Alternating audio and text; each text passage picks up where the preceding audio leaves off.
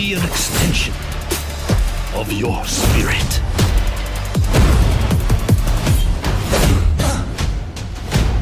Remember, justice is forged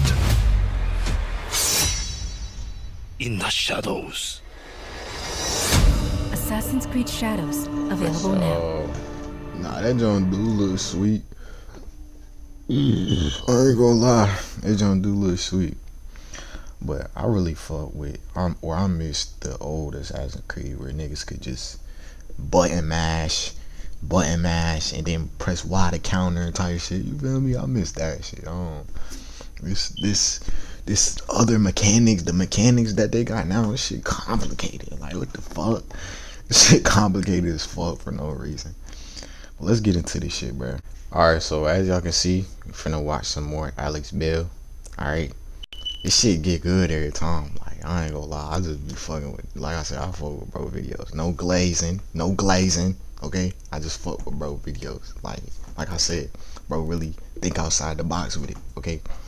But I ain't gonna yap too much. We gonna hop straight into it. We got the Pixar blooper theory.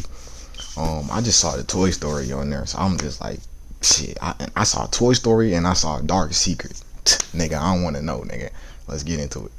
This is the Pixar theory. The Pixar theory. The Pixar theory. Pixar multiverse theory. The Pixar theory. The Pixar theory. The Pixar theory. Pixar theory. Pixar theory.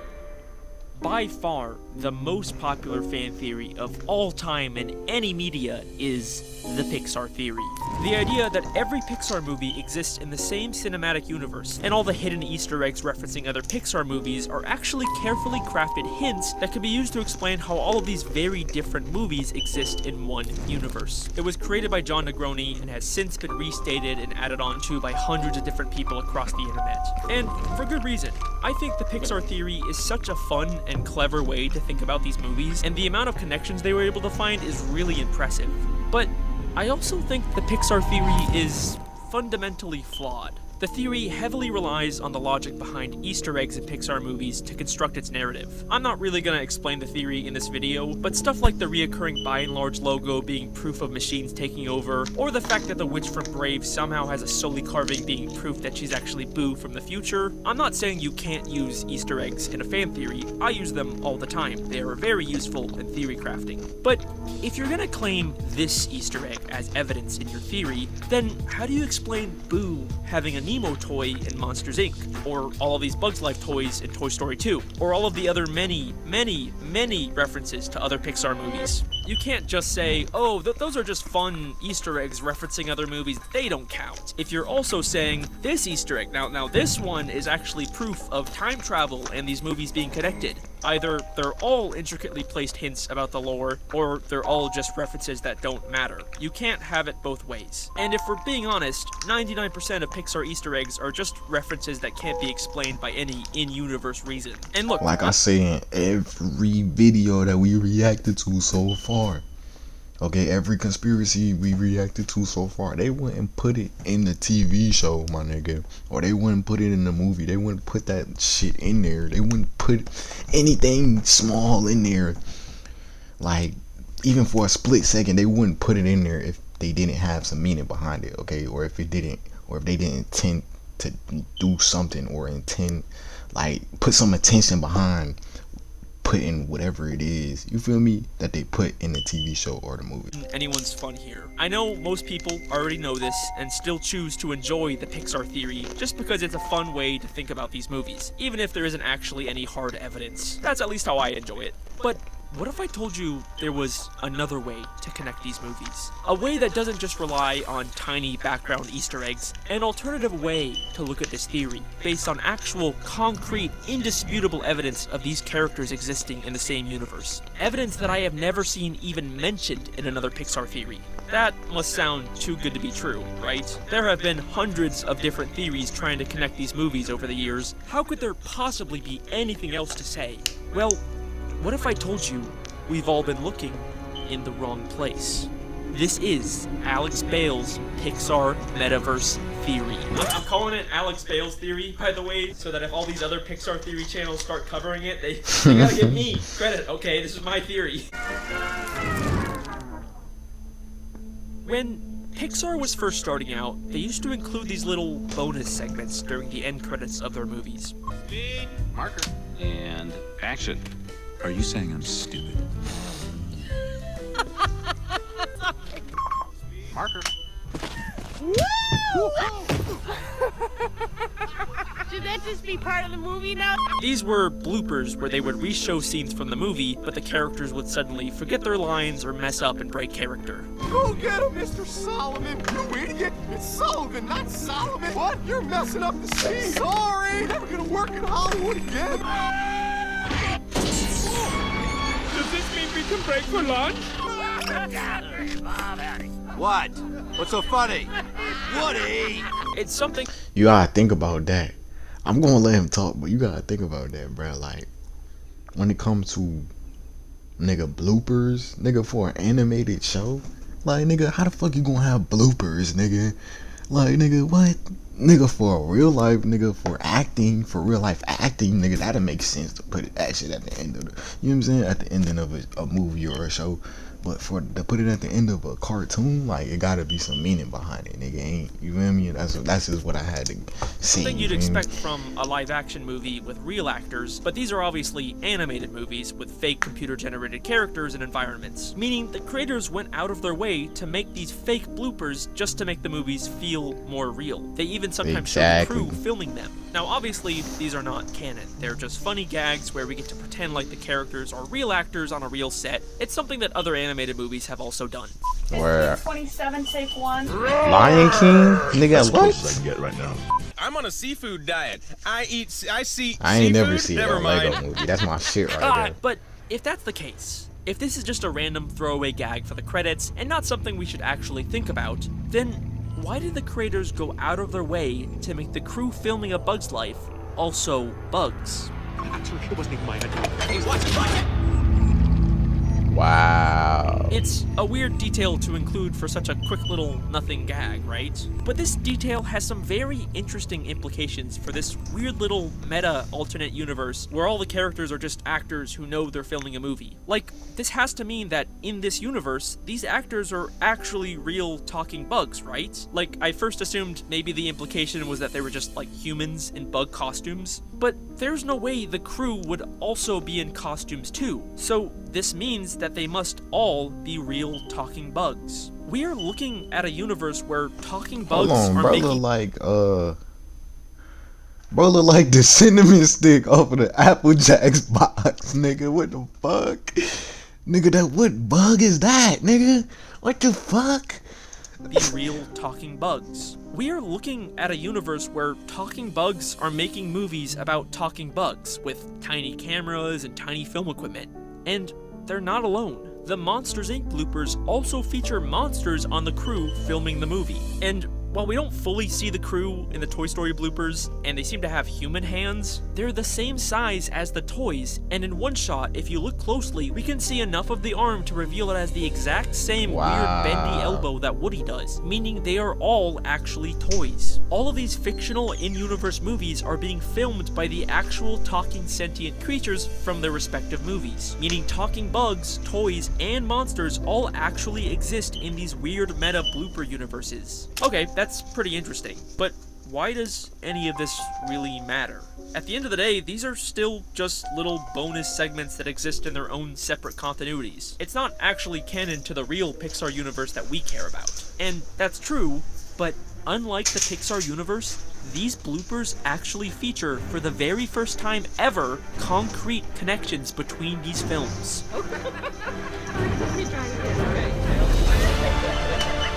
You know, I can't believe you talked him into me.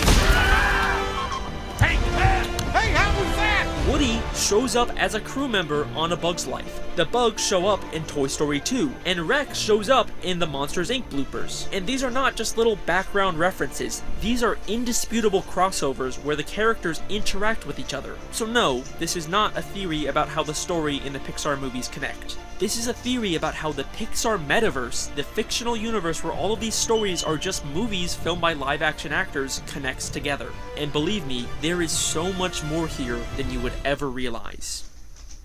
Before we continue, I just want to say that this theory does not replace or disprove the Pixar theory or any other theories about these movies. Just because they acknowledge in the lore that these are just fictional movies doesn't mean you can't still theorize about the fictional movie plots. Also, as I'm recording this, I did just find out that another YouTuber, the Theorizer, did kind of briefly mention the bloopers in his video, and his Pixar theories do get pretty meta, but as you're about to see, my theory goes in a very different direction, and as far as I'm aware, no one's ever actually talked about the literal crossovers in these bloopers. But you know what, still, go check out his video, he's got some fun stuff, go ahead and compare it to mine, and check out any Pixar theory I show in this video. I think they're all really cool and definitely worth a watch. Also, now that we're getting meta, we're doing kind of a television theory, I just want to clarify that when I talk about Pixar Studios from now on, I'm referring to the fictional in-universe Pixar Studios that is implied to exist in this metaverse. I am not trying to make any claims about the real-life Disney Pixar Studios. I am strictly theorizing about fictional lore here. Please do not sue me, Mr. Mouse. Let's continue.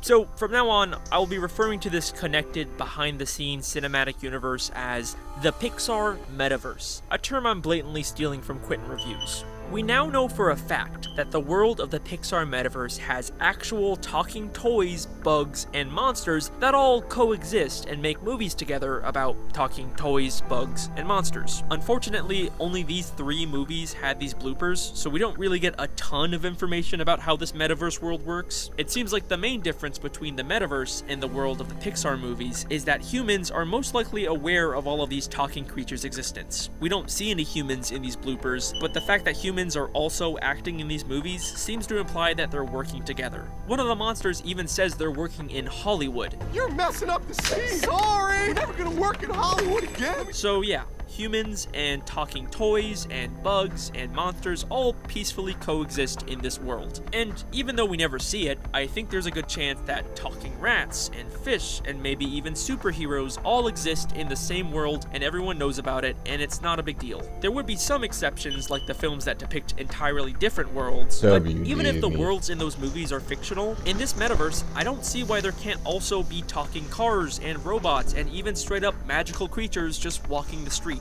You know, if magical talking toys exist, I feel like they all could exist in the same world at the same time, peacefully coexisting. And that's where I was gonna end the Pixar Metaverse theory. It's not the most complicated, in-depth idea. It kind of just explains itself once you think about it. But hey, I'm not complaining, you know? Easy theory means easy video. I got no problem with that. But then, right when I was about to record this video, I felt a little itch in the back of my head. The same itch you get when you look at bad mocap animation or an unlicensed knockoff of a popular character. The kind of itch that tells you there's something off here. That behind the laughter and the kooky hijinks is something profoundly wrong. So I rewatched the bloopers over and over again. For weeks I couldn't sleep without thinking about these damn bloopers. And then one day I finally realized what it was that was bothering me so much. It was this one single clip from the Bugs Life bloopers. Marker. Oh wait, stop. You can't tell me bro don't look like the cinnamon stick, dog. Off of the fucking Apple Jacks joint. Straight off the box, bro. Oh god. Singing and dancing ass nigga. Oh god, he looked just like bro. I think I swallowed a bug. I think I swallowed a bug. Wait a second. How if he swallowed a bug, but he's a bug. What?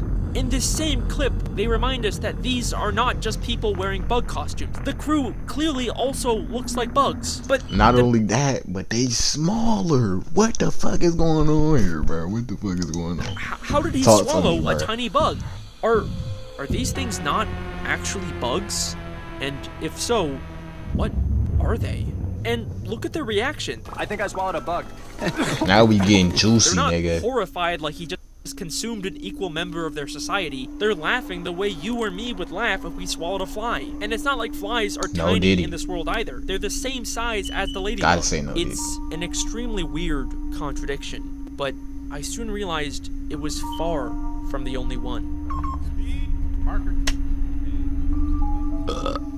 Woo! I don't remember eating that. I can't believe this. That's the 5th time. What row is that guy in? Sorry, everyone. I had that bean burrito for lunch. I had that bean burrito for lunch.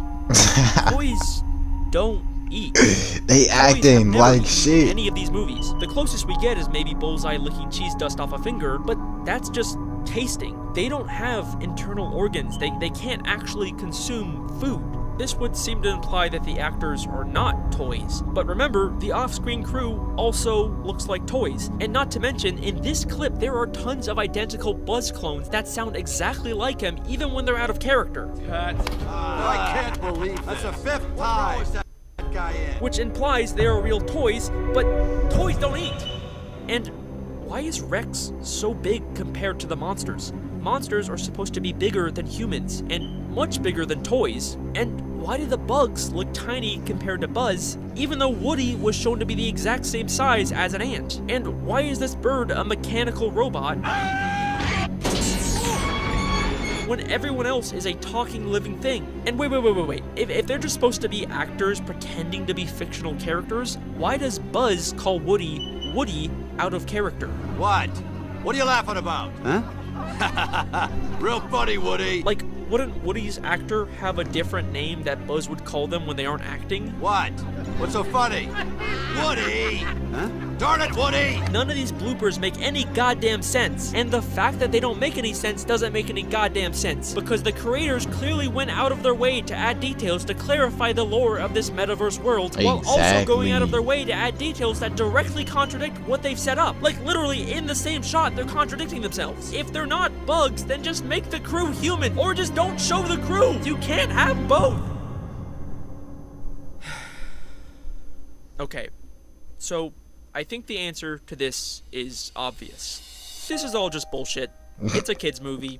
They were just making random shit up, and I've wasted weeks of my life overthinking this. I acted all cocky. It's like that every time, video, right, like, though? oh, I've discovered this amazing new evidence that no one was smart enough to even consider. But the reason why people don't consider these bloopers is because they don't make any fucking sense. And they only made 3 of these tiny little segments. We haven't gotten another blooper in 22 years. There is not nearly enough content here for me to make a proper theory. And even what we do have is full of contradictions. This whole video has been pointless, and I should just scrap it and work on something else. But then I got that itch again. Got that itch again. Don't let him get that itch. Believe me, I wanted to scrap this video and work on something else, but I couldn't shake the feeling that there must be something somewhere out there that gives us just another glimpse of this behind-the-scenes metaverse world. So I kept searching and searching everywhere I could think of. The Pixar Wikipedia, the Disney Plus spin-offs and short films. I even watched fucking Mater's Y'all see what I mean though, bro? Not just saying shit just to say it. So it's not even really like it's a conspiracy, bro. It's facts, nigga. Cause you going and diving deep like these, nigga. Every fucking, like, no, I can't do that. I ain't gonna lie. You can do that, but I ain't doing that. You feel me? Of course, if I was to do it, it'd probably take some time. The video probably come out just like these, for real, probably even better, for real, because it's like, you feel me? It'd take so long for me to watch all of these fucking shows like this. I'm giving bro his props. Like, this nigga's a fucking genius, nigga. Oh God. This some real deal spell, nigga. Oh God. Tales, and there was still nothing I could use.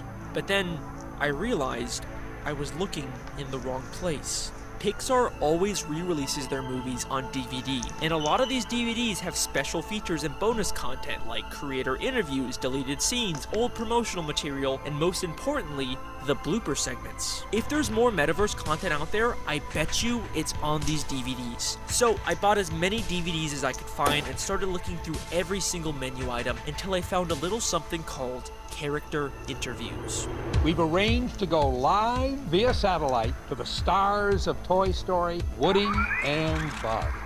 Hello, guys. Hello. The Toy Story, A Bug's Life, Finding Nemo, and The I Incredibles remember DVDs all these feature Jones. That's character crazy. interviews. Thank you for letting us in on the set. I ain't gonna lie, I had all of these DVDs, nigga. Oh God, I had a Mickey Mouse TV, nigga. Oh God, Mickey Mouse. Oh, hold on, Mersh. Hold on, tweaking. Mickey Mouse TV. Let's see if I can find it. I do say DVD and DVD player. Yeah, this is it. Nigga, this it right here, dog. Bro, I forgot which one I had though. But it's this TV, dog. I just remember the fucking speakers, the ears. This ears was the speakers, dog. That shit. That shit sweet, bro. I ain't gonna lie, that shit bring back memories, bro. And cameras. Oh my gosh, is that a camera? Hi, I'm Dory. And again, even though the characters are presented as actors behind the scenes, they still have the same names as the characters they play. My name is Flick, and I guess you could say I'm the hero of the picture. This will get them into the theaters in droves. Buzz, it's not true. Now, the Toy Story, Bug's Life, and Finding Nemo interviews don't really tell us anything that we didn't already know, but the Incredibles interviews are very, very interesting. May I say that it's an incredible pleasure to be here? Unlike the other interviews, these aren't disconnected video calls. The Incredibles are actually in the room with the live-action human interviewer, which is very weird and uncanny looking. Nancy, I love that outfit. Thanks. Elastigirl, good to see you. You look great. But even stranger, when asked about being in these movies, the Incredibles have a very different response. Now that you have finished filming The Incredibles, are you looking forward to getting back to your regular life and settling down a little bit? I didn't really make the movie. This whole movie is a cartoon, you know? It's a cartoon. It's a computer-generated, exaggerated thing. Unlike every other instance of the Pixar metaverse, The Incredibles claims that their movie actually is animated. No, it's a cartoon. It's animated. Man, I'm not in the movie. It's a cartoon. Do I look like a cartoon to you? They are very insistent that Honey, The Incredibles where is my superstar? I just had to say movie that. is just a cartoon that they didn't even act in. It was just something inspired by their real lives. I mean, I didn't really do anything. I mean, they paid me a fee to use elements of my life story. We just gave Pixar permission to be inspired by, I guess is a legal term, our lives. Which is weird, because they are clearly cartoons, especially when compared to the real-life human interviewers in front of them. They even acknowledge this in the interviews. Do I look like a cartoon to you? Kinda. Like, huh? Kinda. These movies not being animated was the only consistent thing about the metaverse, but now they're contradicting that too. It's a cartoon. It's animated. How am I supposed to make a theory about this? I've looked through every possible avenue for more metaverse content and only found more contradictions. Look, obviously Pixar puts a lot of time and effort into the world building of these award-winning animated movies, but clearly they don't give a fuck about these bonus behind-the-scenes clips. There's no theory here. I give up. I'm sorry. I can't. Wait a second. These award-winning animated movies. Oh my god. How did I miss this?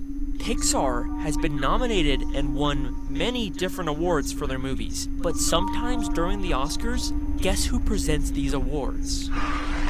Wow, the Academy Awards. The nominees for Best Animated Short Film are, and the Oscar goes to... That's right. Characters from Toy Story, A Bug's Life, Monsters Inc., The Incredibles, Cars, and even Up have all made physical appearances at the Oscars. Cars? This thing is so heavy. And I know, your immediate instinct is probably going to be to say, oh, come on, these are just cute little gags for the Oscars, they don't count. But why not? Like the bloopers and interviews, they talk like they're actors in a movie. Excuse me? Buzz, I had the leading role. Technically, but I carried the picture. They even show a character interview for the movie Up. So what does this nomination mean to you? Huh? What? What is that? I will explore it now. For the love of Pete. Like it or not, these award shows are absolutely canon to the metaverse. And the reason why that is such an insane thing is because they are not the only animated characters at these awards. Shrek, Aaron. Wow. Of course, it's a tremendous honor to be nominated. Happy Feet, George Miller. Mom, I've got an Academy Award. Jimmy Neutron, That's Boy Genius. Yes, I am now claiming every single non-Pixar character that shows up What? alongside That's the my movie Pixar right characters there. at Monster these awards House. is now officially a part of the same metaverse. Look, they even interact with each other. Mike and Sully react to losing Best Animated Picture to Shrek, and Lightning McQueen literally talks to Happy Feet. Whoa, look at you. This is no longer the Pixar metaverse theory. This is now just straight up the animated movie metaverse theory. It's all canon. They're all connected.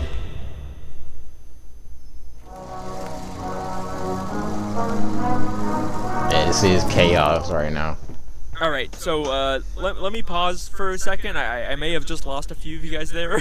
At this point, you might be realizing that I haven't really done a lot of actual theorizing yet. I've kind of just listed off a bunch of increasingly absurd and contradictory facts. And now I've just gone and connected a million other franchises from other studios. Like what, do I have to buy all their DVDs now too? Well, first off, I'm still gonna mostly just focus on the Pixar characters. Technically, yes, all of these movie characters are now connected in the metaverse, but this is still just a Pixar theory. But more importantly, we are finally done searching for new evidence, and we are ready to start the theory that I've been building up to for this entire video. And that's because in these award shows is a single clip that can be used to explain every single loose end and weird contradiction in the metaverse. A clip that fundamentally changes our way of viewing this world. The clip I'm referring to is the presentation for Best Animated Short Film from the 71st Academy Awards.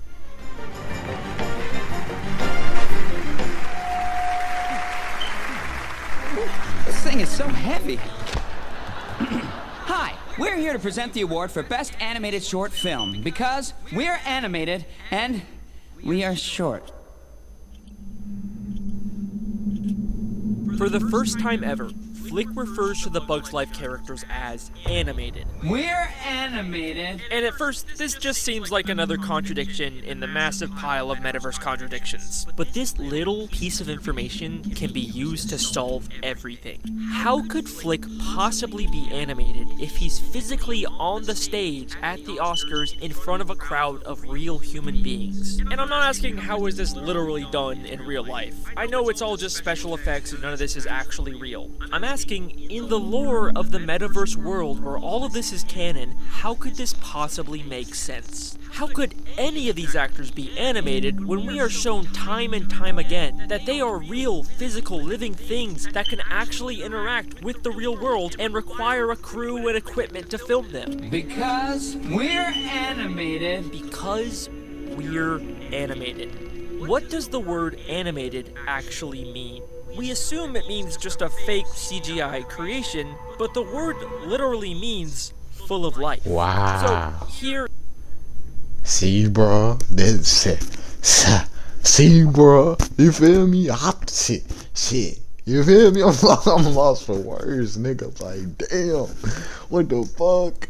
I would have never known that shit had I not watched this video game. Here is the actual theory I've been building up to for this entire video. Every actor we see in the metaverse is animated, but they aren't just soulless computer programs. They are actual living things that can physically exist and interact with the real world. Just like in real life, all the characters were created by Pixar to star in their movies, but in the metaverse, Pixar actually somehow physically brought them to life. This is supported by a little comment Carl makes during his Oscar interview. What is that? I will explore it now. Shit, hopefully that swap y'all mindset the thing. Like, damn, nigga, I'm really animated. I'm really in a fucking movie, nigga. You feel me? Because you gotta look at it like, nigga, animated don't mean just animated as in, like, this nigga right here. It mean full of life, nigga. Full of fucking life, nigga. Okay? That shit fire.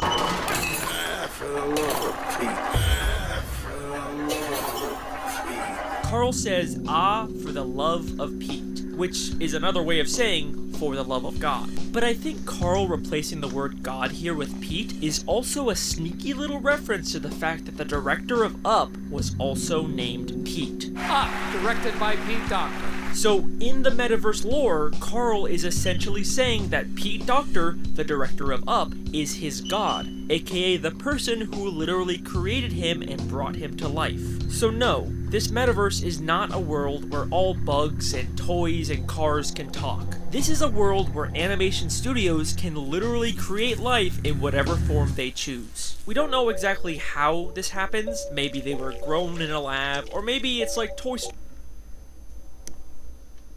where the power of love and imagination. I mean, they all got the same. From the little details we do get, it does seem like a computer is involved somehow, but I personally feel like it's probably some kind of mix of technology and some sort of Toy Story imagination magic or whatever. Computers alone did not create Toy Story. Toy Story carries a human spirit that shines even brighter than its computerized glow. Again, we don't have enough information to figure out the exact mechanics of it, and that's okay. That's not what this theory is about. My theory is that in this metaverse world, Pixar and every other animation studio brings these characters to life and uses them as the cast and crews of their movies. And it's okay if you don't fully believe me yet. Same, I feel like with DreamWorks. This idea can be used to explain every single contradiction in the metaverse. So let's take a look. First off, how does Slim swallow a tiny bug if he's supposed to be a bug? I think I swallowed a bug. Well, he's not. He's a magical, animated representation of a bug, and the bug he swallowed is an actual, real bug that made its way onto the Bug's Life set. This also explains why the toy actors Cinnamon stick off the apple.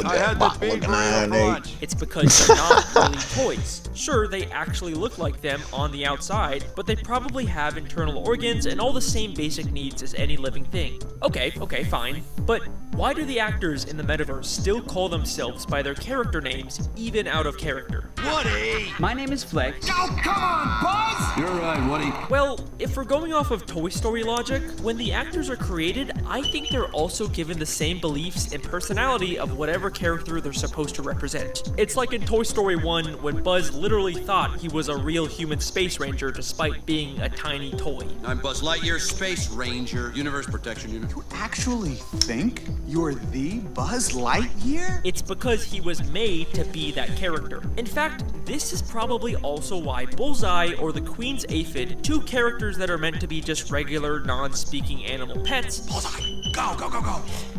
Isn't that right, Aphid? Oh, you're such a cute little aphid. Still act like pets even when they aren't filming. Hey, boy! No, down, Bullseye! Bullseye! Stop, horsey, whoa! Towel! I need a towel over here! It's because this is the belief they were imbued with. And it makes sense because, you know, if don't sound like some Rick or Ralph music. You're gonna give the most believable performance. Okay, but here's a tough one. How come the bird from A Bug's Life was actually a fake animatronic robot?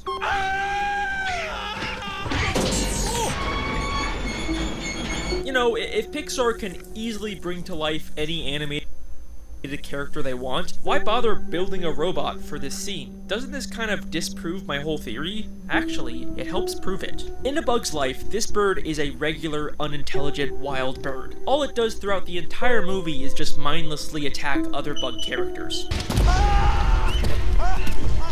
So, if Pixar was to actually bring this bird to life, it would always have the belief that it's just a mindless wild bird that wants to eat bugs all the time, even when they aren't filming, just like Bullseye or the Aphid, which would obviously be way too dangerous for a film set full of bug characters, hence why they have a fake animatronic bird instead. Starting to all kind of makes sense, isn't it? What else do we got? Why are the sizes of the toys, bugs, and monsters all so inconsistent in the bloopers? Well, if Pixar can create life in any form they choose, there's nothing stopping them from just creating an extra small or extra big copy of a character. In fact, we already know Pixar sometimes makes many copies of the same character. I can't believe that's the fifth time. What that guy in? And the two instances where we see these size differences are both jokes that rely on the characters being way too big or small. Hey, Ted! Good morning! The gag just wouldn't work if they were all the same size. So yeah, I think Pixar just created extra small Bugs Life characters or an extra big Rex just for this one gag. Or honestly, this is probably just the same giant Rex from the opening of Toy Story 3. Alright, cool. So this theory seems to fix a lot of the weird, small contradictions in the bloopers. But what about the biggest contradiction in the entire metaverse? The one I've been avoiding talking about. I'm of course referring to The Incredibles interviews. This whole movie is a cartoon, you know? They paid me a fee to use elements of my life story. I was paid to allow this fiction to go forward. Man, I'm not in the movie. It's a cartoon. Do I look like a cartoon to you? My theory lines up so perfectly with everything in the metaverse until we get to these damn interviews where they're like, no, we're not animated, we're not cartoons, we're real people just like you. We weren't even in the movie, it was just inspired by our real lives. And yeah, it probably would ruin my theory if it wasn't a damn lie. You lying, deceiving bastard! I didn't even realize that! Frozone claims he's not a cartoon, and the interviewer clearly does not believe him. Do I look like a cartoon to you? Kinda. Because yeah, he's lying. They're all clearly animated characters when compared to the real human interviewers in the room. And the reason they're lying about this is because they're ashamed of the way they were portrayed in the movie. These characters don't look anything like me or my family. I was never that out of shape. They did exaggerate the weight part. I'd rather forget the way I am portrayed in this movie. Feel me though? Like, who would have thought that shit to connect that shit like that? Like, this nigga's a fucking genius, bro. Cause it just be little shit, bro. Like, it don't be nothing to like, bro, it's just hard to catch. Like, that's crazy. For you to just watch the movie and then just be able to discern that shit like that. Like, that's crazy, bro. That's just crazy. That's crazy, my nigga. I'm not abrasive. I just wish the filmmakers didn't feel the need to exaggerate everything. I'm not saying the film is libelous, but our lawyers are looking into it. I mean, just listen to how defensive they sound when they're trying to pretend like they're not in this movie. It's a cartoon. No, it's a cartoon. It's animated. Do I look like a cartoon to you? The Incredibles is a movie. And the interviewers don't even believe them. They just ignore them and keep asking questions about them being in the movie. It's really funny. It's a cartoon. Okay, you look really pretty great in this movie. I'd put my money on maybe special training? No, it's a cartoon. Well, you know what they say, the camera adds 10 pounds. This whole movie is a cartoon, you know? There were a lot of scenes that looked quite dangerous in this movie. How'd you pull it off? The obvious subtext of these interviews is that they are all trying to hide the fact that they are the animated characters that were in these movies. So no, this does not contradict my theory. Okay, so that is my metaverse theory. We now understand what these actors really are, and we've been able to explain every contradiction. There is clearly a consistent internal logic to these clips. But I didn't make this video just to explain away a bunch of inconsistencies and a few random bonus clips. If that's all there was, then I wouldn't have even bothered making this video in the first place. Yeah, I was gonna say, don't leave me y'all like those. Making this theory is to answer a single question. What is the relationship between these living animations and their creators? Now, this... Alright, predicts. Predictions, man. What is the relationship between these living animations and their creators? It's like off rip. Damn, what is the difference? Nah, that's a hard ass question. We gonna let bro answer. This may seem like an innocent question at first, but understanding this relationship is key to unlocking the full truth behind the Pixar metaverse. Trust me, you have no idea how dark things are about to get.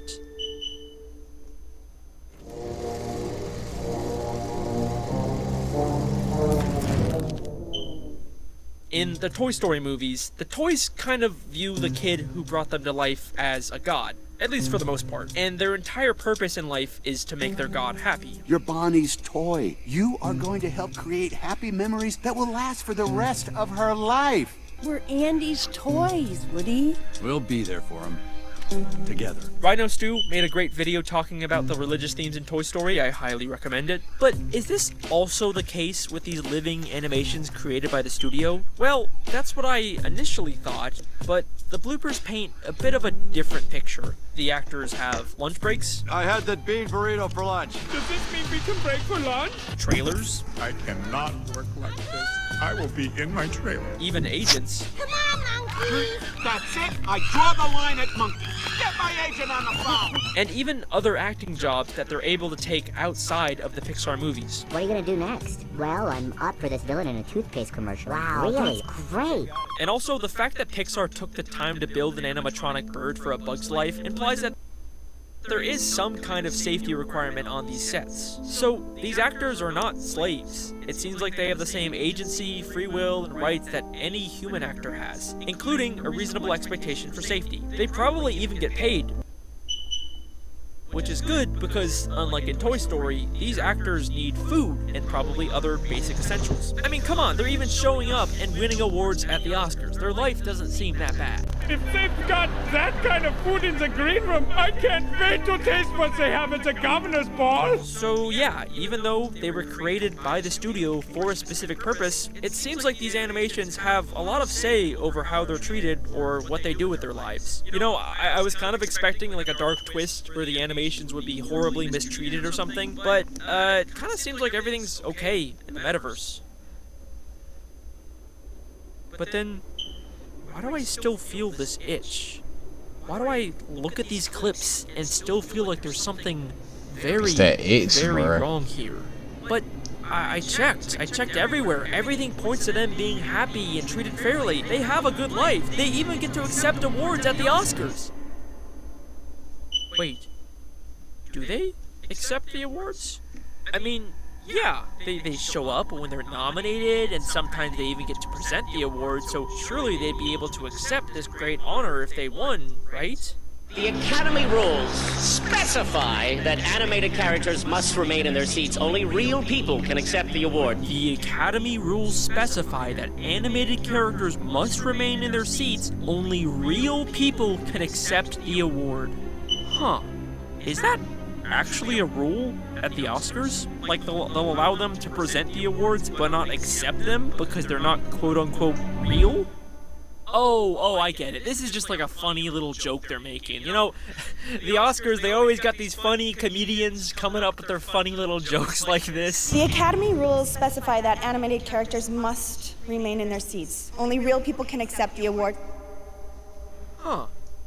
5 years later, and a different presenter says the exact same thing word for word. The Academy rules specify that animated characters must remain in their seats. Only real people can accept the award. It sounds like this actually is a rule at the Oscars. They are saying that even though these animated characters are alive and physically exist in the same world, they still aren't real enough to accept the award for their own movie. Only real people are allowed to do that. And look, I know these presenters are actually carefully set up intricate lore for the Pixar metaverse. But regardless, it's still part of the metaverse, and I'm gonna use it, intentional or otherwise. Because just listen to what they're saying. Animations remain seated. Only real people accept the awards. Doesn't that just sound like animated characters are viewed as some kind of lower class in this world? Exactly. That just make it seem like niggas is actually real. Like, the motherfuckers who is at the top, especially coming like the Oscars, bro, nigga, that shit. Niggas doing all type of rituals and shit at the Oscars, bro. Oh God, y'all remember John Cena? Y'all remember John Cena walking up there butt naked, man? That shit crazy. But like, bro, you gotta think, bro. Like, the niggas who make these shits, they're like higher power, I guess you could say. So regarding like niggas controlling the Matrix, nigga, it's like they trying to mind fuck niggas to make them think nigga the characters is real. But who am I to say something, nigga? I'm just yapping. And even when they are allowed on stage to present the awards, we hear this. Now, a small favor of the winner. I realize this is your big night, you know, and stepping on the little people is a Hollywood tradition, but please, when you come up to accept your award, just watch your step.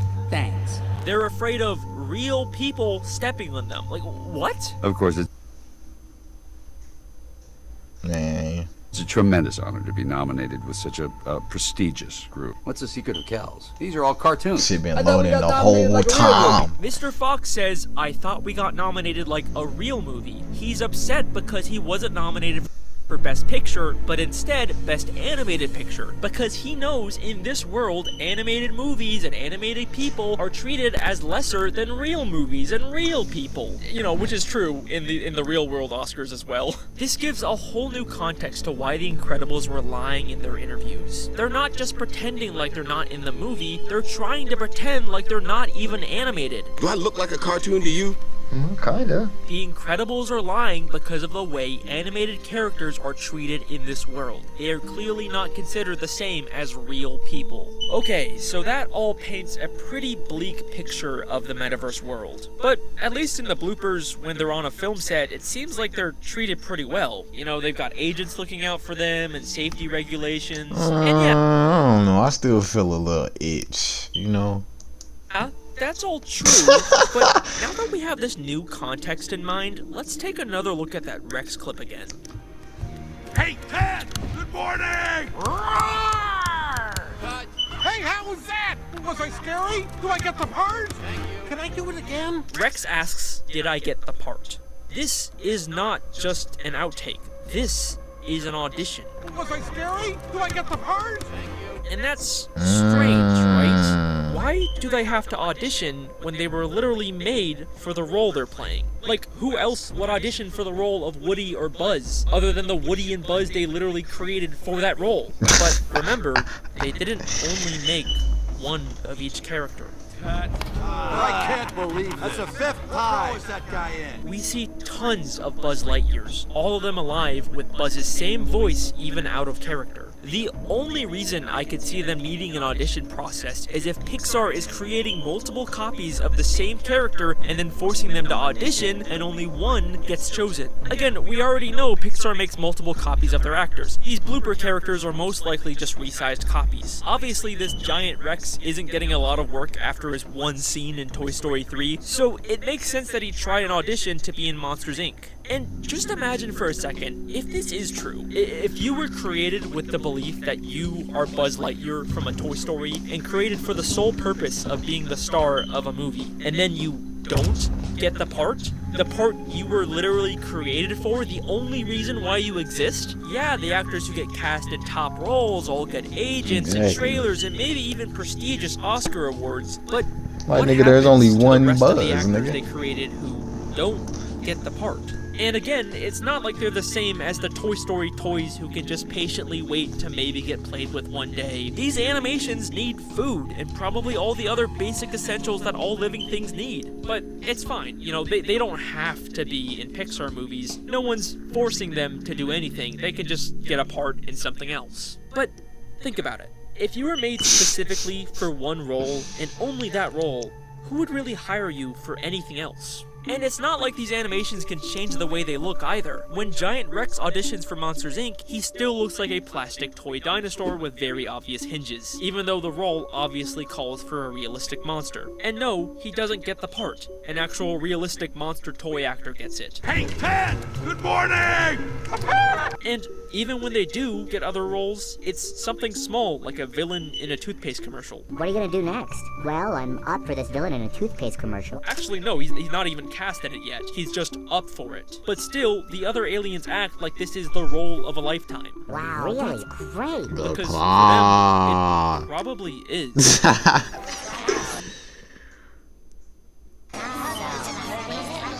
Pixar made hundreds These niggas got one job. of these tiny alien copies that never return after this scene. A villain in a toothpaste commercial is probably as good as it gets for these guys who are stuck looking and sounding like this forever. It gives a much darker context to this blooper clip where two monsters panic about messing up their lines. Oh, God, Mr. Solomon, you idiot! It's Sullivan, not Solomon. Shit on Dookie mode right now. Sorry, never gonna work in Hollywood again. Let me do it over. Shut up! Keep rolling. Shit, You're weak. making it worse. They are terrified of never working in Hollywood again, because they know the studio could easily replace them with an identical copy, and their prospects for finding other roles in this industry are extremely limited. Okay, that sucks, but they don't necessarily need to be actors. Why don't they just get a different job? But remember, this is a world that treats animations as a lower class, and some of them are tiny animations who have to worry about getting stepped on. What possible role could they serve in a society run by real humans? The best they could get is probably working as a crew for other tiny Pixar movies, and that's exactly what we see.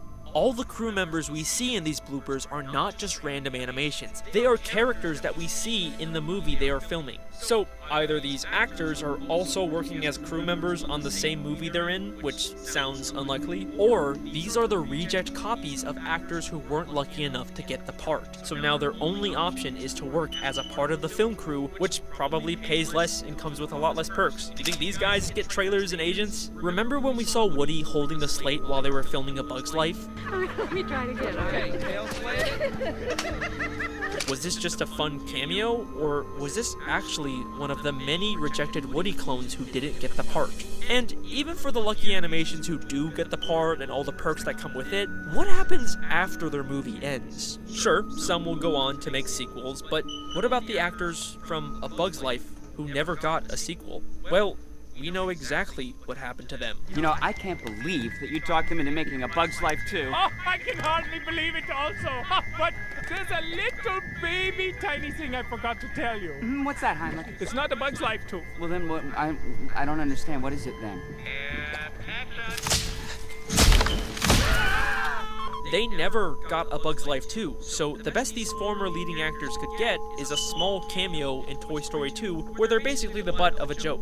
Actually, wait, these aren't even the same actors from A Bug's Life. They're the extra tiny copies that the studio made just for this one gag and then never used again. These guys are screwed. Also, all of this recontextualizes a lot of the cameos or Easter eggs we see in Pixar movies. Hear me out. If they're willing to create living animations just for this one tiny gag that's barely visible in the actual movie, then what about the other many Bug's Life toys in the background of Toy Story 2? Are these just lifeless props, or are they actually living animations? I think every time we've seen a toy Easter egg from another movie, it's actually been one of the many animated copies who are only able to get acting work as a silent background Easter egg. Remember, none of these animations are being forced to do anything. They have their own free will and rights. They don't have to work on the crew or do these demeaning Easter egg roles, but what else can they do? They need money to buy food, but they're made in a way that makes them only useful to the Pixar studio. They've got the system rigged so that no one's being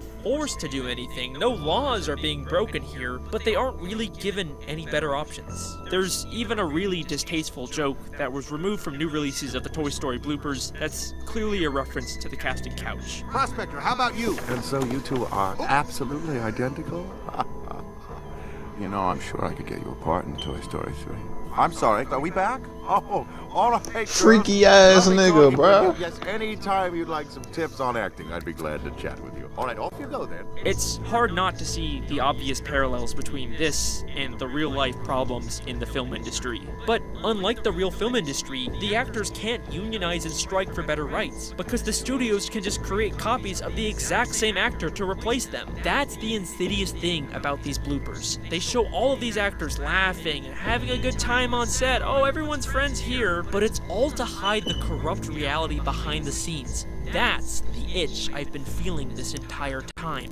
It's probably why the in-universe Pixar Studios' first movie was Toy Story, a movie that more or less shows us how these actors were created. Except Pixar portrays all these toys as happily subservient to the humans who gave them life. Over in that house is a kid who thinks you are the greatest. You are his toy. We're Andy's toys, Woody. We'll be there for him. Together. They don't mind that this is their whole purpose for existing. They love their humans and would do anything for them. They don't even need food. It's great. You don't need to think about how we treat our animated actors. Look, they're having a great time in the bloopers. They love their life. Look, everyone's joking around. Oh, Woody pranked Buzz. They're all happy. It's great. It doesn't matter. Don't think about it. Don't think about it. And that is the Pixar Metaverse Theory. Alex Bale's Pixar Metaverse Theory, okay? I came up with this theory. You gotta give me credit if you want to just restate it in your YouTube videos or your TikToks, okay? Alright, there What you he go. said. Alright, yeah, we gonna leave it off right there, man. W vid, man. Great vid. Hopefully that swap y'all mindset on how y'all think about Disney. Not even hopefully, like hopefully that shit ain't fuck up like how you feel. Cause that kinda just fucked up how I felt. Like that's what I got out of that, bro. It's actors, it's niggas like I can't speak, bruh. The Pixar, all the Pixar, or even the animated movies, just in general, that's what I got out of that, nigga. These niggas are acting as if they're real life people and they're getting jobs, when really they're only good enough for the motherfuckers who making them. You feel me? Like, what the fuck? That was some weird ass shit, but yeah. Great vid though. Great conspiracy, man. Shout out to Alex Bale. This was his shit, like he said. The Alex Bale Pixar theory, nigga. Not just anybody shit. And we not glazing either. We giving bro his props. Alright? Make sure to definitely let me know any conspiracy theory videos or just any videos in general you want me to react to. Hit me down in the comments or hit my socials. Alright? Appreciate y'all for sticking to the end of this video, watching it with me, vibing out with a nigga, and I'm out.